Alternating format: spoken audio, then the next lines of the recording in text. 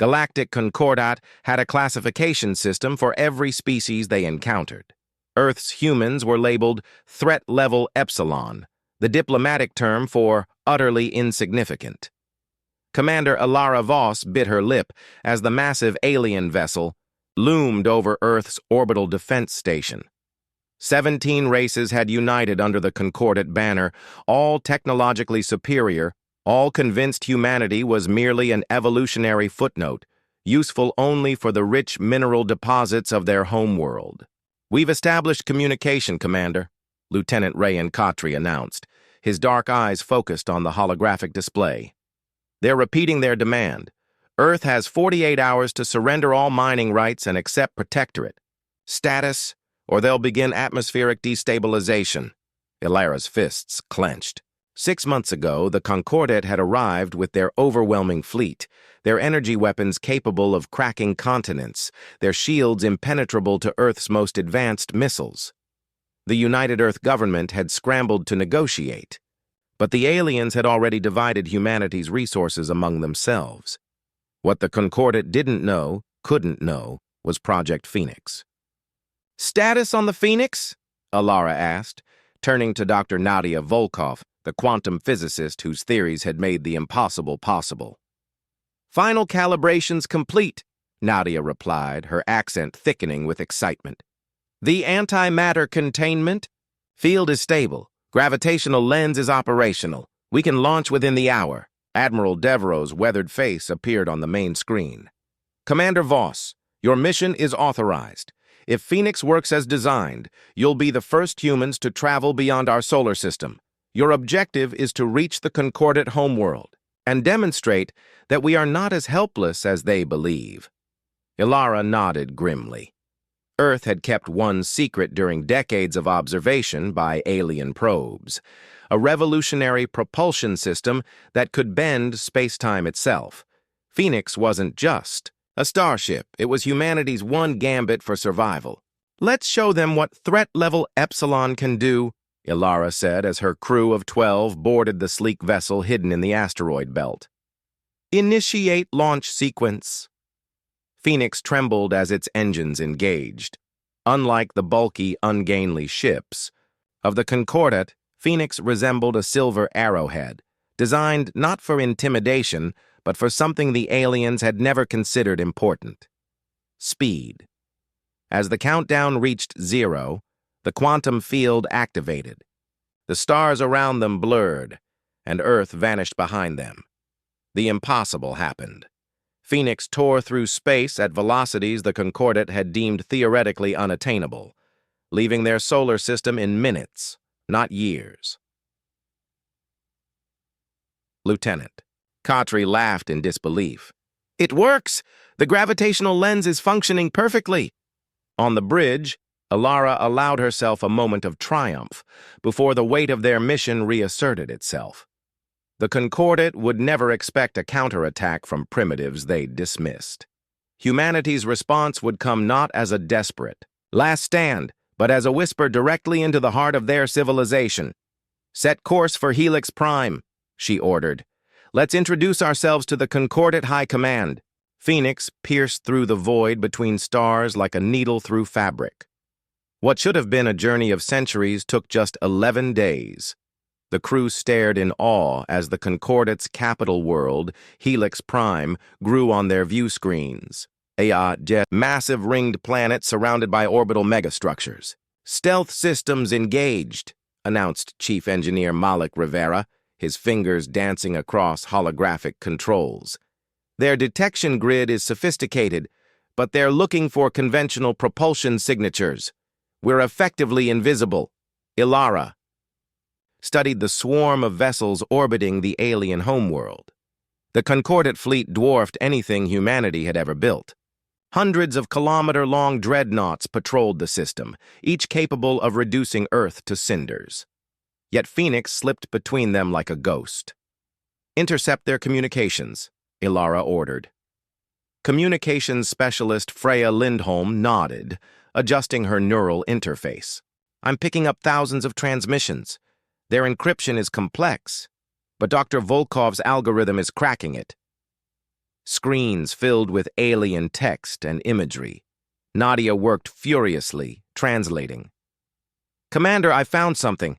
Look at these shipping manifests. They're already dividing Earth's resources. Platinum from the Pacific seabed to the Vexari. Uranium deposits to the Thalassian hegemony.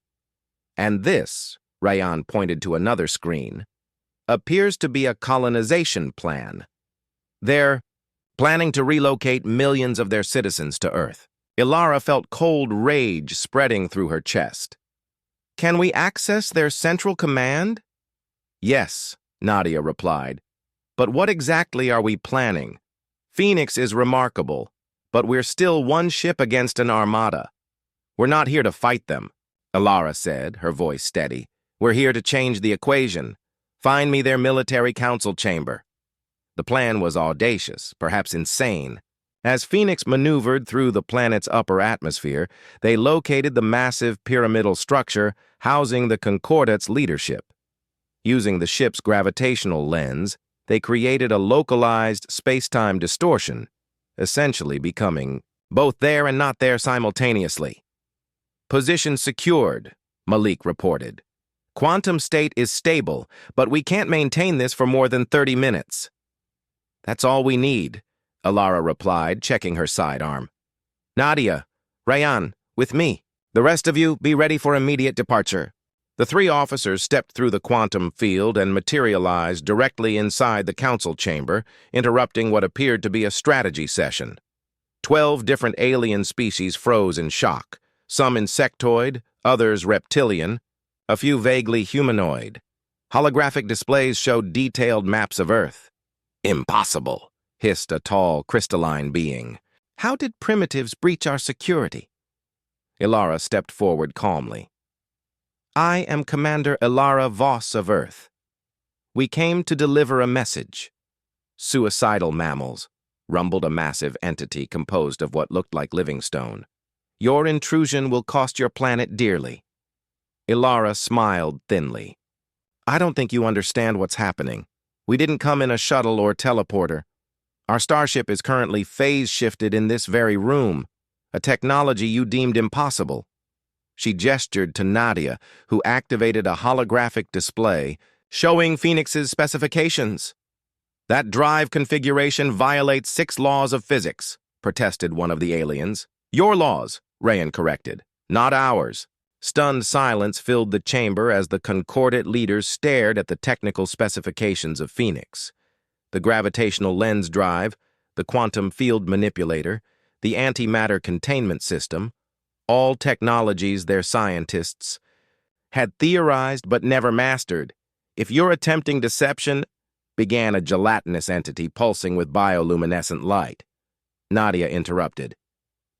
"The fact that we're standing in your supposedly impenetrable command center should be evidence enough, but perhaps you need a more convincing demonstration." She activated a remote signal. Throughout the Helix system, 24 unmanned probes suddenly appeared, having followed Phoenix through space-time. Each positioned itself next to a Concordate dreadnought. "What are those devices?" demanded the crystalline being, mandibles clicking nervously. "Insurance," Ilara replied coolly. "Each probe contains a miniaturized version of our drive system. If activated, they create localized space-time ruptures. Your ships wouldn't be destroyed. They'd be removed from this reality entirely." It was a bluff, of course. The probes contained only detection equipment and basic propulsion systems, but the Concordate had no way of knowing that. "This is why classification systems can be dangerous," Ilara continued, pacing the chamber. "You categorized us as primitives because our visible technology matched your expectations. You never considered we might be developing in directions your science hadn't explored." The stone-like entity rumbled ominously. "Even if what you claim is true, your single achievement cannot match our combined civilizations. We have millions of ships, billions of soldiers." "We don't need to match you," Rayan said. "Phoenix can reach any world in your Concordate within days. We could appear inside any facility, any vessel, any palace, just as we've done here." Nadia activated another display, showing a detailed map of the Concordate's 17 homeworlds. We've mapped your critical infrastructure during our journey. Power distribution hubs, atmospheric regulators, gravitational stabilizers for your artificial worlds. Ilara watched the alien leaders' reactions carefully. Some showed fear, others anger. A few appeared calculating, weighing options. Here is humanity's proposal, she stated firmly. Earth will join the Concordate not as a protectorate, but as a full member with all associated rights. In exchange, we'll share certain aspects of our propulsion technology. A tall avian alien with iridescent feathers leaned forward. And if we refuse? Then we leave peacefully today, Ilara replied. But you will never know when or where we might return. Your fleets will be irrelevant when we can bypass them entirely. Your defense is meaningless when we can appear inside them. She let that sink in before continuing.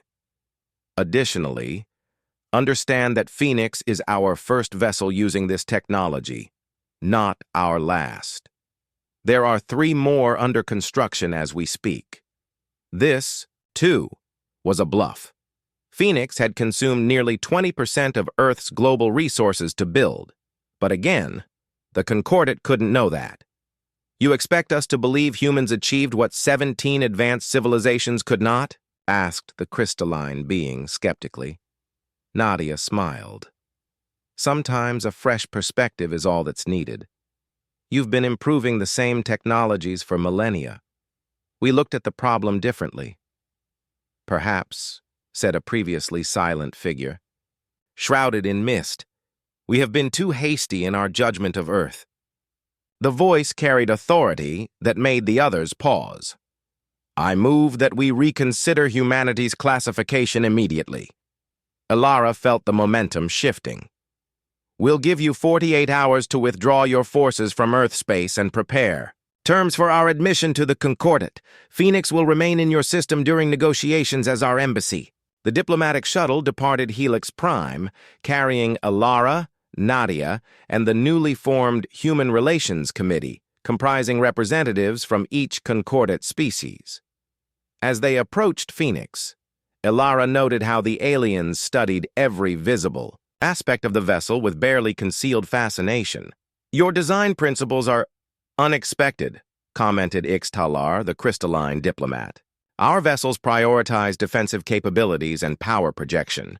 Yours appears built solely for velocity and stealth. Different evolutionary paths lead to different priorities, Ilara replied diplomatically. When you're not the strongest species in the room, you learn to be the smartest or the fastest. Aboard Phoenix, the aliens were granted limited access to non-sensitive areas. The Concordate representatives marveled at human engineering solutions that were simultaneously primitive and revolutionary. Systems cobbled together from comparatively basic materials, yet achieving results their advanced alloys couldn't match. Quite ingenious, murmured Vezka, the misty entity who had spoken up in the council chamber. Ilara had learned this being represented the Lumidar, the oldest Concordate species. You utilize quantum entanglement not just for communication, but as structural support for your space-time manipulation field. Rayan guided the tour, explaining selected systems while carefully avoiding critical details. Our scientists discovered that space-time responds differently to quantum-entangled materials than to conventional matter. Yet you've barely mastered fusion power, observed another representative. Your material science is centuries behind. The Concordate standard. True innovation rarely follows a linear path, Nadia interjected. Human history is filled with technological leaps that skipped expected developmental stages. As discussions progressed, Phoenix received a transmission from Earth. Admiral Devereaux's face appeared on the bridge screen, visible to both humans and aliens. Commander Voss, status report, he demanded, eyeing the aliens cautiously. The Concordate has agreed to preliminary negotiations, Ilara responded. Their fleet is withdrawing from Earth orbit as we speak. We're returning with diplomatic representatives. The Admiral nodded. Well done. The Security Council is preparing a formal welcome. His image flickered momentarily. There's something else. Our long-range sensors detected unusual activity at the edge of our solar system shortly after your departure. Unknown ships, not concordant design. The alien representatives exchanged concerned glances. What is it? Ilara asked, noting their reaction. Veska's misty form swirled anxiously. Did these vessels attempt communication? No, Admiral Devereaux replied. They observed briefly, then departed at high velocity. The Nexus, whispered one of the aliens. They weren't supposed to reach this sector for decades. Explain, Ilara demanded. Ixtalar's crystalline form shimmered. The Nexus is complicated. Not precisely an enemy, but a force beyond the Concordate's borders. A collective of machine intelligences that absorb technological innovations from other species. And they've now observed humanity, Veska added ominously. Specifically, they've observed Phoenix. The implications hung heavy in the air. Their revolutionary drive system had not only forced the Concordate to respect humanity, it had attracted attention from something potentially worse. How dangerous is this Nexus? Rayan asked. They don't conquer or destroy, explained Ixtalar. They incorporate technology, information, occasionally entire species if they're deemed useful. Ilara studied the aliens carefully. Is that why you targeted Earth? You weren't just exploiting a weaker world. You were establishing a buffer zone against the Nexus. Partially, admitted Veska. The Concordate has held them at bay for centuries, but our technological development has plateaued. We've been stagnant while they continue to evolve. A new understanding dawned on Ilara, and now they've seen something revolutionary, something that might give them an advantage. Commander, Admiral Devereaux interrupted, what are we dealing with here? Ilara straightened her shoulders. Sir, it appears our solution to one problem may have attracted another, but it also provides an opportunity. She turned to the alien representatives. The Concordate needs our innovation. We need your resources and established infrastructure. Perhaps this common threat is exactly what we need for a genuine alliance, rather than a forced accommodation. Phoenix's return to Earth was met with both celebration and tension. The massive Concordate vessels that had once threatened humanity now formed an honor guard, escorting the revolutionary ship home. On the surface, parades welcomed Earth's heroes. Behind closed doors, military and scientific leaders grappled with the implications of the Nexus. They'll come, Veska warned during a high-security briefing at the United Earth Government headquarters in New Geneva. The Nexus never ignores significant technological advancements. Admiral Devereaux studied the holographic projections showing the Nexus's known territory, a vast region of space encompassing thousands of star systems. How much time do we have? Impossible to predict precisely, Ixtalar replied, but based on historical patterns, no more than 2 Earth years. President Isla Reyes, newly elected when the Concordate first arrived, looked haggard but determined. Then we have 2 years to prepare. Commander Voss, what's your assessment? Ilara had spent the journey back studying all available data on the Nexus. They appear to operate on a completely different logic than either humans or the Concordate species. Their primary directive seems to be technological evolution. They don't conquer in the traditional sense. They acquire innovations and incorporate them, which makes Phoenix irresistible, Nadia added. Then we build more ships, General Okonkwo stated flatly. We mass-produce the gravitational lens technology. Ixtalar's crystalline form vibrated in what Ilara had learned was their equivalent of a headshake. The resources required would be astronomical. Even the combined industrial capacity of all Concordate worlds couldn't build more than a dozen Phoenix-class vessels in 2 years. Then we adapt the technology, Ilara suggested. Phoenix was designed for exploration and proof of concept. But the core principles could be modified for defensive applications. Over the following months, an unprecedented collaboration emerged. Earth was formally admitted to the Concordate, and technology flowed both ways. Humans gained access to advanced material sciences, medical technologies, and communication systems. The Concordat received the theoretical framework for the gravitational lens drive and humanity's unique approach to quantum mechanics. Research facilities were established on Earth's moon, Mars, and throughout the solar system. Thousands of scientists, human and alien, worked together to develop defenses against the Nexus. Ilara found herself promoted to admiral and appointed as Earth's military liaison to the Concordat.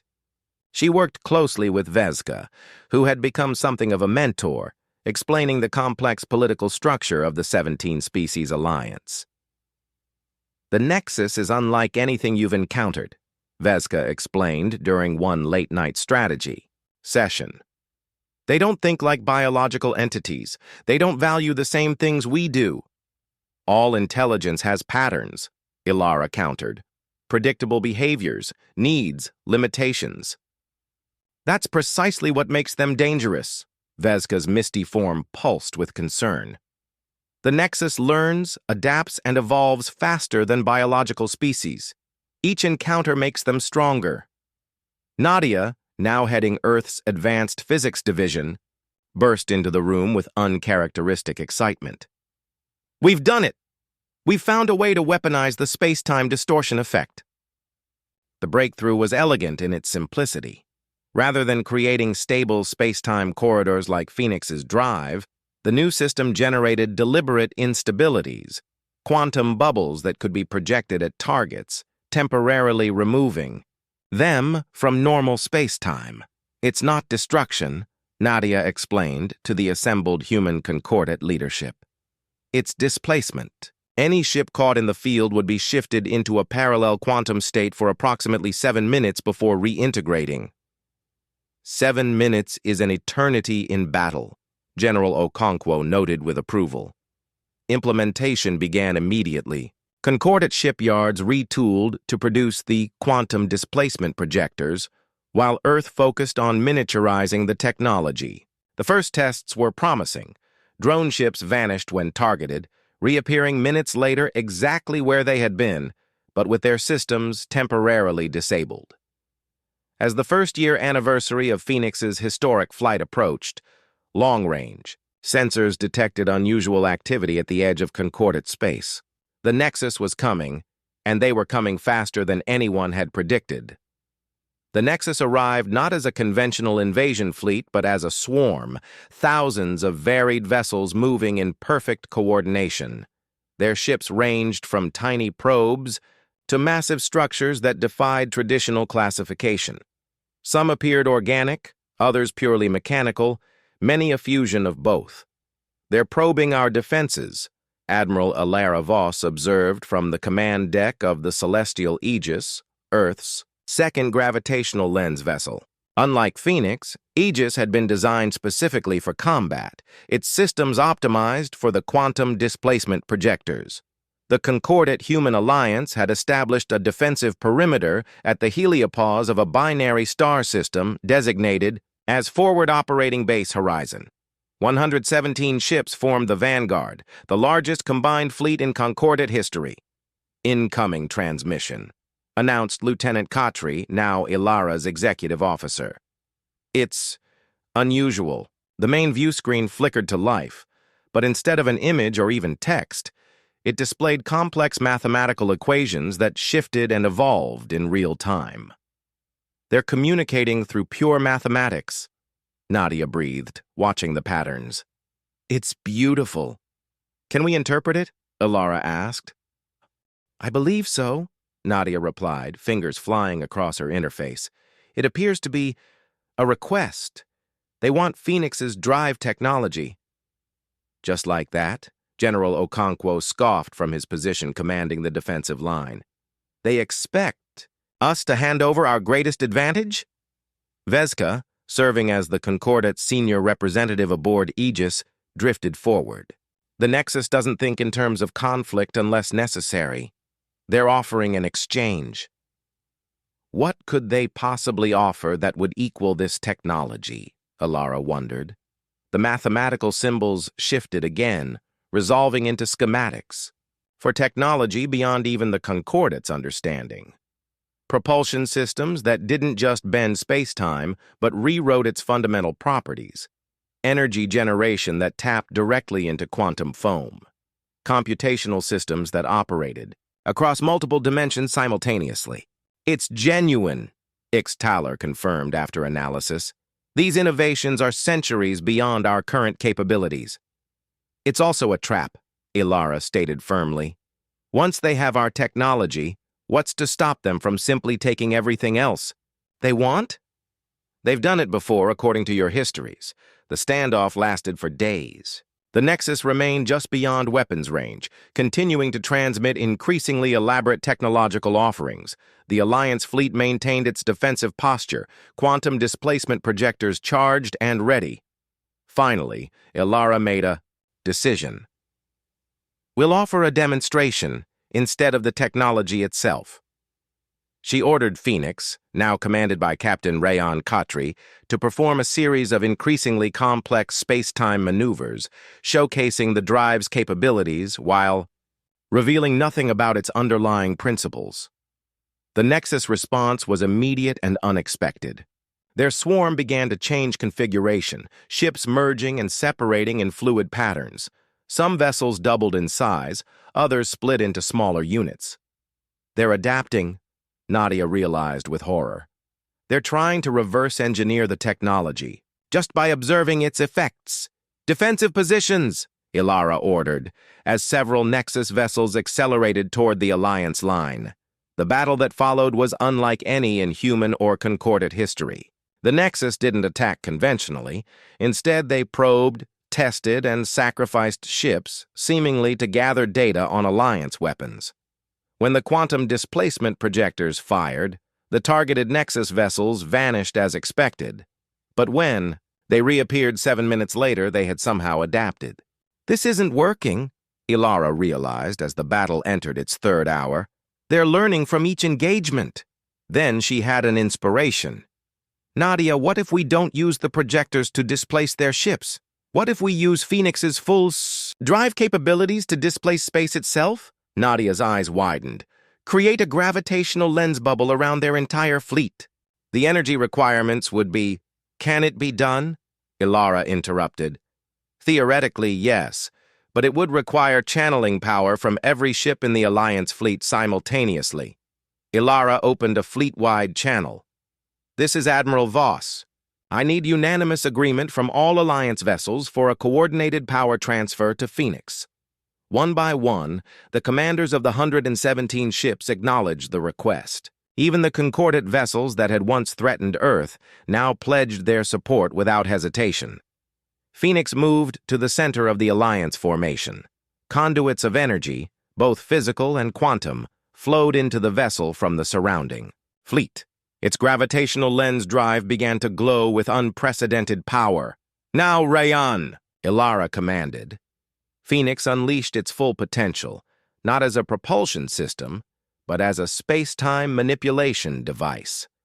A massive bubble of distorted reality expanded outward, enveloping the entire Nexus swarm. For a moment, the enemy fleet seemed to shimmer, becoming translucent, caught between dimensions. Then they vanished completely. Did we destroy them? General Okonkwo asked in the stunned silence that followed. No, Nadia replied, reviewing the sensor data. We shifted them approximately 50 light-years away and disrupted their collective network. They're intact, but they'll need time to regroup, probably years. Ilara exhaled slowly. Then we have years to prepare for their return. Vezka drifted to her side. You could have destroyed them. Why didn't you?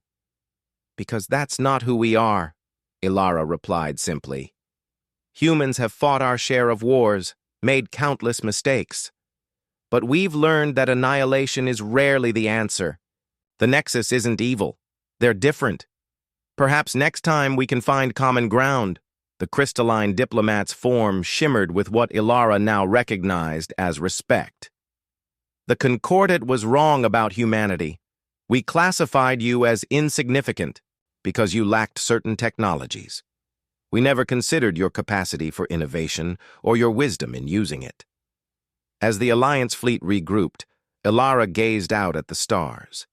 Humanity had not only secured its place among advanced civilizations, but had demonstrated a unique perspective that even 17 ancient species had failed to consider.